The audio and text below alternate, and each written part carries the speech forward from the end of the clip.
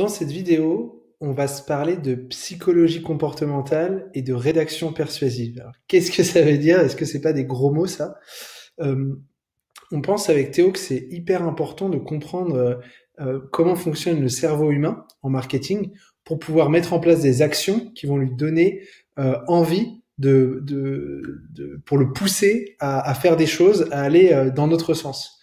Donc l'idée, c'est pas du tout de manipuler, mais c'est de comprendre ces leviers, de pouvoir les appliquer à travers la rédaction pour pouvoir en fait maximiser le taux de conversion, sachant qu'on part du principe que nous, on apporte une solution pour aider notre prospect.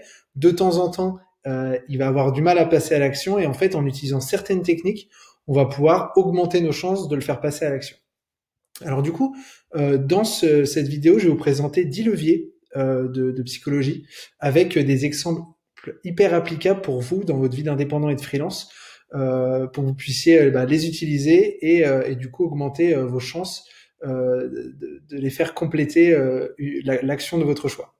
Donc là, il va y avoir 10 leviers. Dans tous les cas, ce deck, on va vous le mettre en téléchargement dans la description pour que vous puissiez y revenir hyper facilement. Le premier levier, du coup, c'est la rareté et l'urgence. Donc en fait, il faut savoir qu'en tant qu'être humain, on a tendance à désirer beaucoup plus une offre si on apprend qu'elle est rare ou bientôt indisponible. C'est ces sentiments d'urgence, de rareté, on se dit waouh, du coup là bientôt je vais peut-être plus pouvoir avoir accès. Bon bah, je passe à l'action maintenant. Du coup, en tant que freelance, qu'est-ce que ça veut dire? Ça veut dire que vous pouvez créer des offres qui sont limitées en quantité. Donc ça veut dire que, par exemple, vous pouvez mettre sur votre site internet ou dans un email, je n'ai plus qu'une journée de libre par semaine. Du coup, ça fait que la personne va se dire, bon, il faut que je me dépêche. Vous pouvez créer des offres qui sont exclusives. Donc vous voyez, c'est pour ça que moi, par exemple, j'ai mis postuler sur mon site internet, sur le call to action, versus me contacter, ou alors uniquement pour les entreprises donc moi c'était les entreprises, des startups à impact, ce qui fait que l'offre, pour la personne, elle se rend compte que c'est uniquement pour un certain type de personnes et que du coup il y a des chances que peut-être que ça soit pas fait pour elle, et donc ça rend l'offre beaucoup plus intéressante. Et puis pourquoi pas de mettre de temps en temps, de faire une mise en concurrence. Donc par exemple, j'ai déjà 2 entreprises qui souhaitent travailler avec moi en ce moment. Et du coup, typiquement là, il y a le sentiment d'urgence, de rareté qui se crée. Et la personne va devoir prendre une décision en fait beaucoup plus rapidement, plutôt que je vous tiens au courant dans plusieurs semaines. Donc ça permet d'accélérer le processus de décision d'un prospect. Et ça peut être à la fois utilisé dans des échanges téléphoniques, dans des emails ou sur votre site internet, suivant votre stratégie. Donc premier levier, rareté et urgence.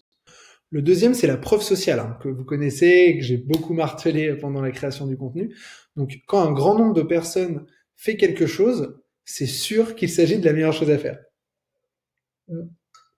C'est une évidence. Notre cerveau, il est comme ça.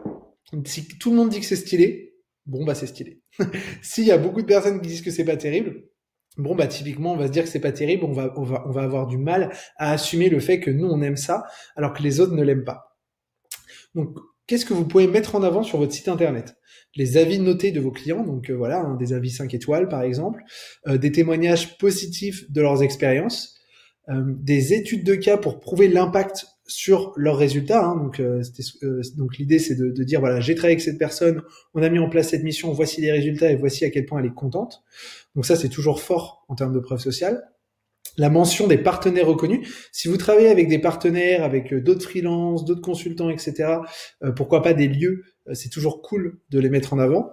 Mettre en avant des logos de médias qui parlent de vous. On ne sait jamais, ça peut arriver de temps en temps d'avoir un petit interview, que ça soit dans un podcast, que ça soit dans peut-être un article local, donc de le mettre, ça renforce toujours cette crédibilité. Et puis pourquoi pas des recommandations, mettre en avant des recommandations, par exemple, 90% des entreprises ont choisi cette offre dans votre situation. Hop. Je vais enlever le petit point, j'en profite. Dans votre situation, puisque la phrase continue. Les entreprises qui ont choisi cette option ont aussi choisi. Et là, du coup, c'est un petit peu le côté, voici l'offre la plus populaire. Et du coup, ça permet encore une fois de guider la personne dans sa prise de décision. Donc voilà, c'est des éléments que vous pouvez essayer de mettre en avant et d'utiliser sur votre site pour améliorer la crédibilité, la preuve sociale et du coup, aider la personne dans sa prise de décision. Donc, deuxième pilier, la preuve sociale. Troisième, l'appréciation.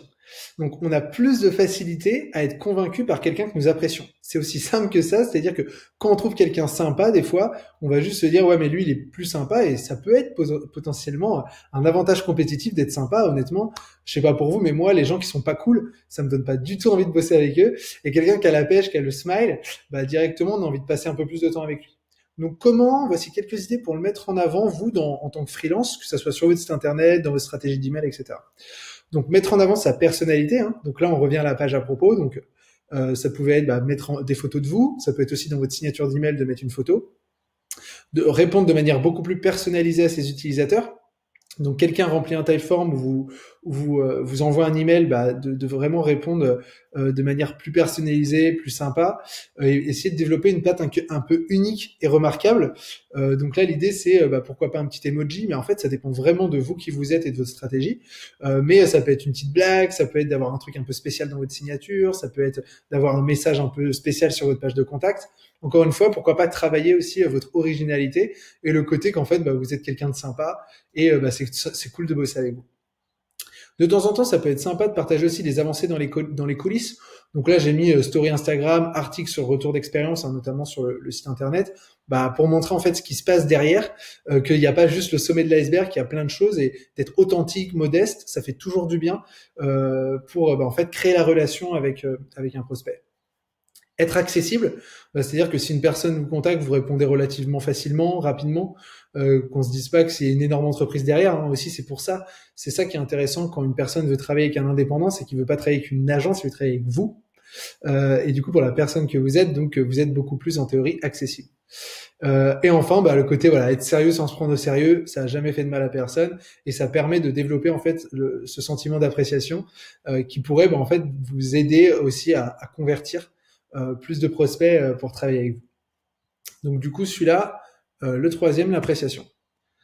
Ensuite, l'autorité. Alors l'autorité, c'est assez simple, c'est qu'on est plus disposé à suivre les instructions ou les recommandations d'une personne si on lui attribue une expertise, une certaine autorité dans son domaine. Donc là, imaginez-vous que je me switch et j'ai une blouse blanche et je suis en train de vous expliquer que telle maladie, il faut la traiter comme ça, comme ça, comme ça, et que j'ai le petit appareil de docteur autour du cou, directement il y a ce sentiment d'autorité qui se met en place dans votre cerveau et vous dites cette personne-là, elle a l'uniforme par exemple, elle sait de quoi elle parle. Et directement, du coup, il y a un respect qui se met en place et on va avoir tendance à avoir une petite confiance aveugle aussi de temps en temps. Et du coup, ça améliore le taux de conversion. Alors du coup, je vous ai listé des éléments concrets que vous pouvez mettre en avant pour essayer de maximiser votre niveau d'autorité. Imaginons que vous ayez créé une entreprise à succès par le passé, ce que je vous souhaite ou ce qui arrive plus tard. Ça c'est toujours quelque chose qui marche dans notre esprit, hein, si vous y pensez. Quelqu'un qui dit j'ai créé une boîte que j'ai vendue, directement on se dit ok, lui il est costaud ou elle est costaud, elle sait ce qu'elle fait. Créer une étude sur un sujet, donc par exemple de dire on a interrogé plus de 500 personnes et nanana et voilà ce qu'ils nous ont dit et voici les insights qu'on a récupérés, directement on se dit waouh, il y a de l'expérience derrière. Écrire un livre ou pourquoi pas un e-book. Montrer que vous faites des conférences, hein, c'est-à-dire que quand on fait des conférences, le côté petite photo, vous êtes avec un micro devant un groupe de personnes, directement ça booste votre niveau d'autorité. Créer du contenu régulièrement sur un sujet, hein, donc si les gens voient que toutes les semaines ou tous les mois vous arrivez et ce sujet-là, c'est vous qui en parlez le plus, directement ils vont vous associer à la personne experte dans le domaine. Si vous avez des diplômes ou des certifications sur un sujet, par exemple, je sais pas, une certification Google Ads ou Facebook ou Google Analytics ou n'importe quoi d'autre, en fait, ça montre qu'encore une fois, il y a le côté c'est validé, il y a le tampon scolaire, etc. Et du coup, ça fait que les personnes ont plus confiance et respectent le côté expertise. Associez votre nom à des marques reconnues ou à des personnes reconnues, ça c'est la base du co-marketing, c'est-à-dire que à partir du moment où vous vous associez à quelqu'un qui est aussi connu dans son domaine, imaginons que vous faites de la Facebook Ads et qu'il y a quelqu'un qui est très connu en Facebook Ads avec qui vous, par exemple, vous passez sur son podcast ou vous faites un article ensemble, directement les gens vont vous associer à lui et votre niveau d'autorité va augmenter.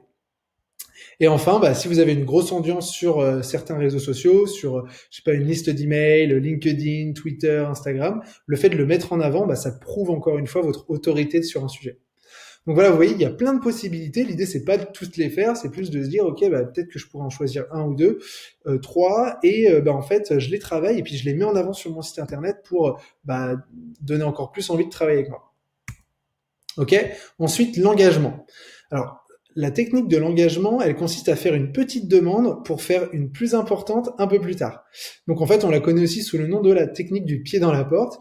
Donc c'est-à-dire que, imaginons que vous avez un pricing, par exemple, je dis n'importe quoi, d'accompagnement à 5 000 euros. Waouh, 5 000 euros, il y a des gens qui vont dire, c'est pas donné, ok, va falloir que je réfléchisse, etc.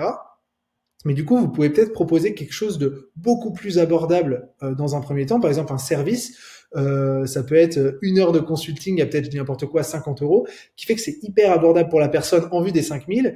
Vous commencez à passer du temps avec elle et puis d'un coup, elle est engagée, elle se sent engagée dans le processus et du coup, elle va avoir envie de continuer, de poursuivre l'aventure avec vous. Donc l'idée, c'est de se dire, est-ce que vous n'avez pas potentiellement un service à bas prix pour attraper les gens entre guillemets et leur prouver votre valeur et après leur donner envie de bosser avec vous. Ou alors, bah, ça peut être aussi, par exemple, de proposer un call de démo, une session stratégique où vous allez encore une fois passer du temps. Donc, soit c'est un service. Imaginons que vous êtes par exemple graphiste, vous dites bon bah moi ça se trouve bah, les flyers ou les ou par exemple le flyer c'est un truc que je fais hyper rapidement, j'ai des templates etc. Je le propose à très bas prix et en fait une fois que la personne a commencé à bosser avec vous, pouf ça se trouve vous allez refaire toute sa charte graphique. Vous voyez c'est plutôt cette idée de pied dans la porte. Je trouve une petite offre à bas prix ou même pourquoi pas gratuite. Et après, ça va me permettre d'emmener la personne petit à petit vers mes offres un peu plus payantes, parce qu'en fait, elle va s'engager dans la relation, elle va s'engager dans la relation de travail et professionnel dans mes différentes offres que je vais pouvoir lui proposer. La valeur perçue. On est prêt à payer un peu plus cher si on a l'impression d'obtenir beaucoup plus de valeur. Ça, c'est un truc de malade. C'est un truc de malade. Moi, je peux vous donner un exemple très concret. À la fin des 70 hacks, j'ai créé un e-book, donc ma newsletter, les 70 hacks, j'ai créé un e-book où il y a les 70 hacks à l'intérieur. Ce que je proposais au 70e hack, donc l'email, on le reçoit, la personne, ça fait 3 mois et demi qu'elle suit, gratuitement. Je disais, bon bah voilà, si ça t'intéresse d'avoir le e-book avec tout le récapitulatif, tu peux partager la newsletter sur LinkedIn et je te le donne, gratuitement. Et là, j'ai eu très très peu de partage. Du coup, j'ai mis l'e-book en vente à 35 euros. Et à partir du moment où j'ai fait ça, et ben directement, boum, les gens commencent à le partager parce qu'en fait, la valeur perçue, le fait que ça coûte 35 euros, ils se disent, bah si je le partage, je gagne 35 euros. Donc c'est vraiment très puissant. Donc voilà quelques possibilités pour vous aider. Alors, imaginons que vous avez une journée d'exécution sur une tâche que vous pricez normalement à 500 euros. Et ben, vous pouvez la mettre en confrontation avec une journée d'exécution avec à la fois des recommandations stratégiques à la fin et 1 heure de consulting pour 575 euros. Et du coup, la personne, elle va se dire, waouh, mais 575 euros, c'est une super affaire. Alors qu'en fait, peut-être que votre journée d'exécution, elle ne vaut que 300 euros pour vous. Mais en faisant ça, en rapprochant les deux, et ben, on a l'impression que 575 euros, c'est une super affaire. Si vous réfléchissez la dernière fois que vous êtes allé chez McDonald's, le menu best-of, il doit être à genre 8,50 €, un truc comme ça, et le menu maxi best-of à 9,20 €. Du coup, on se dit, mais bien sûr que je prends le best-of. Et du coup, je suis prêt à payer 9,20 € pour manger du McDo. Alors qu'en fait, si ça se trouve, le menu best-of, il va aller que 4-5 € à la base. Mais ils se sont dit, bah, rapprochons-le du menu maxi best-of, comme ça, les gens vont acheter le maxi best-of. Voilà, ça, c'est une règle de valeur perçue qui est très puissante. Ensuite, comparez la valeur réelle de votre offre au tarif que vous proposez vraiment pour accentuer la bonne affaire. Donc, imaginons que vous proposez, par exemple, je dis n'importe quoi, ce service-là, cette exécution-là, ce bonus-là, etc. Vous pouvez valoriser tous ces éléments. Vous dire, bon, bah, ça coûte 300, ça c'est 200, ça c'est 50. Du coup, ça fera un total potentiellement de 1 000 €. Mais moi, je vous le propose à 500 € en ce moment parce que j'ai fait un package, parce que j'ai l'habitude, je suis professionnel et j'ai réussi à accentuer le truc pour que ça soit beaucoup plus rapide.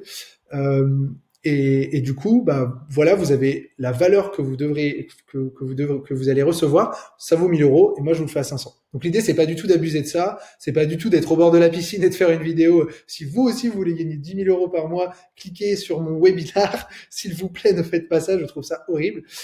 Mais ça peut être une technique de temps en temps quand c'est vraiment réel ce que vous faites. L'idée c'est pas du tout de duper les gens, c'est juste de leur montrer de temps en temps, bah regardez, hein, normalement ça je le vends à, tout ça a assez de valeur là, mais moi je vous le fais à ce prix-là puisque bah soit j'ai réussi à scaler, à faire des économies d'échelle, à automatiser certaines choses et du coup vous allez vraiment avoir cette valeur à un prix réduit. Bah, ensuite, un peu sur le système des soldes, hein, mettre bien en avant le prix barré qui est plus élevé pendant les soldes pour maximiser l'intérêt. Donc là, ça s'applique quand on vend des produits après barrer ses prix, etc. Qu'on fait de la prestation, hein, c'est pas forcément le truc le plus recommandé, sachant que c'est pas forcément recommandé non plus de mettre ses prix de prestation sur le site internet vu qu'elles vont beaucoup évoluer selon le prospect, les besoins, etc. Mais c'est plus pour vous donner juste ce levier-là si vous voulez vendre un produit plus tard. Et enfin, le côté proposer un prix accès à vie abordable comparé à l'abonnement mensuel pour maximiser ses ventes. Donc par exemple, imaginons que l'accès à vie c'est 250 euros et sinon c'est 100 euros par an. Vous allez vous dire peut-être que ça vaut plus le coup d'acheter l'accès à vie à 250 euros parce qu'en fait je vais faire des économies au bout de 3 ans, c'est bon, j'ai plus besoin de payer quoi. Donc encore une fois là, c'est le côté valeur perçue, pricing qui est hyper intéressant. Donc là, c'est vraiment pour vous donner des idées pour réfléchir, mais c'est important que vous l'ayez en tête parce que ça va pouvoir vous aider potentiellement, soit sur votre site internet si vous vendez des produits, soit dans vos négociations avec des clients par email, etc., etc. Donc la valeur perçue, hyper puissant. Ensuite, l'aversion au risque. Donc il faut savoir qu'on est prêt à payer plus cher une solution dans laquelle on a 100% confiance, même si elle est potentiellement moins performante. Ça, c'est assez, il y a un exemple tout bête, hein, dans la vie de consommateur de tous les jours. Vous avez l'habitude d'acheter sur la Fnac. D'un coup, il y a, je dis n'importe quoi, l'iPhone 10 qui est à 20 euros moins cher sur un site que vous connaissez pas. Peut-être que vous allez vous dire, bon allez, j'achète quand même sur la Fnac. Je sais que c'est sérieux. Je sais qu'il y a des magasins physiques. J'aurai une garantie. Et du coup, boum, en fait, vous achetez pas forcément le prix le plus compétitif parce que vous n'avez pas envie de prendre de risques. Donc ça, c'est assez intéressant. Donc comment est-ce que ça se passe sur un site internet ?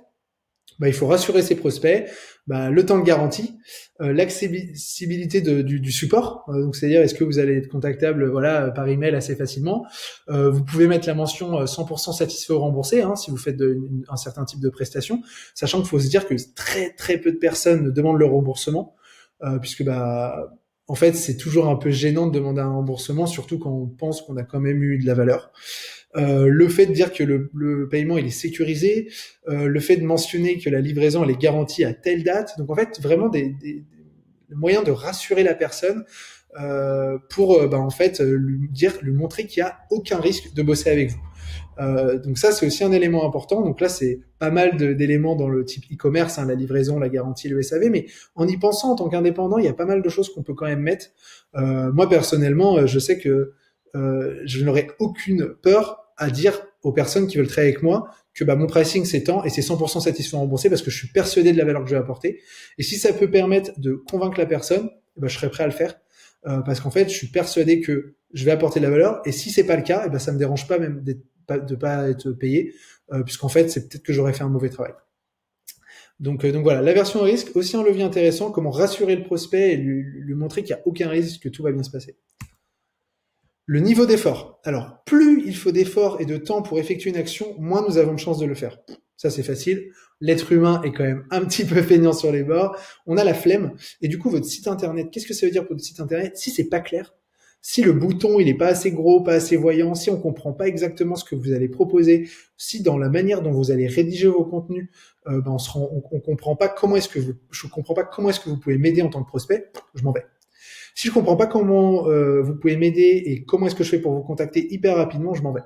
Donc l'idée c'est augmenter la conversion de vos ventes, de vos inscriptions, de vos demandes, ça va être de faciliter, d'augmenter, d'améliorer l'expérience client et de la simplifier pour que ça soit hyper clair et qu'elle n'ait pas un énorme effort pour comprendre et passer à l'action.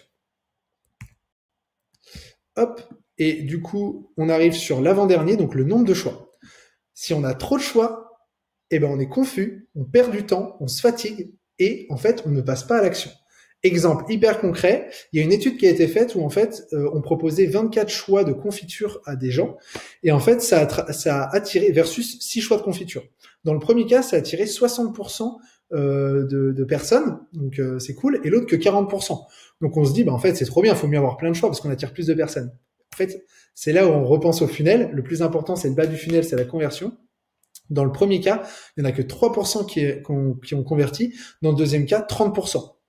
Pourquoi ? Parce qu'en fait, plus il y a de choix, plus c'est le bordel, plus on est confus, plus on hésite, plus on doute. Et on se dit, finalement, il faut peut-être pas que je passe pour ça et je vais réfléchir et je verrai plus tard, etc. Quand il y en a 6, au final, il y a déjà une curation, une sélection qui a été faite. Et du coup, on se dit, bon, bah, vas-y, je passe là-dessus, c'est pour moi.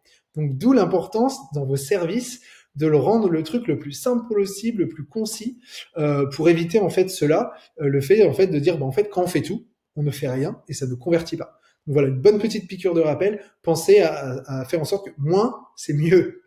Donc voilà, le nombre de choix, on réduit, on optimise le peu de choix qu'on a et du coup, on s'assure que on convertisse un maximum de prospects en clients. Et enfin, la réciprocité. Alors, si je fais quelque chose de positif pour vous, vous vous sentirez plus coopératif et même presque inconsciemment redevable envers moi. Ça, c'est un principe fondamental de la psychologie comportementale. Donc, l'idée, c'est de se dire, bah, quand, par exemple, dans le marketing, c'est vraiment le concept de partage de contenu gratuit, de passer du temps gratuitement avec la personne pour discuter, d'apporter de la valeur directement sur votre site internet. Et du coup, la personne, elle va beaucoup moins hésiter à vouloir travailler avec vous parce qu'en fait, vous l'aurez déjà apporté de la valeur, vous l'aurez déjà donné de votre temps, vous l'aurez déjà débloqué sur des problématiques, vous l'aurez déjà aidé à atteindre des objectifs. Et du coup, en fait, elle se sentira redevable, elle aura envie de travailler avec vous. Et donc ça permet vraiment d'améliorer ça. Donc la réciprocité, c'est un levier sur lequel on va bosser dans le prochain module. Je vais vous montrer comment créer du bon contenu, un lead magnet pour pouvoir vraiment jouer sur le levier dès que vous allez lancer votre site internet. Donc voilà, c'est fini pour la partie psychologie et rédaction persuasive. Dans tous les cas, on va vous mettre ces slides en téléchargement juste en dessous si vous voulez repasser dessus. L'idée, c'est pas de tout faire d'un coup, encore une fois, c'est juste de les avoir en tête.